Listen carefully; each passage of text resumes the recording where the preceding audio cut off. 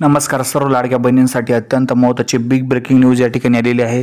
सर्व लाडक्या बहिणींसाठी एक मोठी अपडेट आलेली आहे की ऑक्टोबरचे जे आहे 1500 रुपये कधी बँक खात्यामध्ये जमा होणार. सध्या जर बघितले तर जे आहे 15 हप्ते जमा झालेले आहे आणि 16वा हप्ता बँक खात्यामध्ये कधी ट्रान्सफर होणार या ठिकाणी आपण जाणून घेणार आहोत. सध्या जर बघितलं तर लाडकी बहीण योजनेत ऑक्टोबरचा हप्ता कधी येणार असा प्रश्न विचारला जात आहे. ऑक्टोबरचा हप्ता कदाचित महिन्या अखेरपर्यंत येऊ शकतो किंवा सणासुदीच्या काळात कदाचित महिलांच्या खात्यात पैसे जमा होऊ शकते. दरम्यान याबाबत लवकरच आदित्य तडकरे यांनी घोषणा करण्याची शक्यता आहे.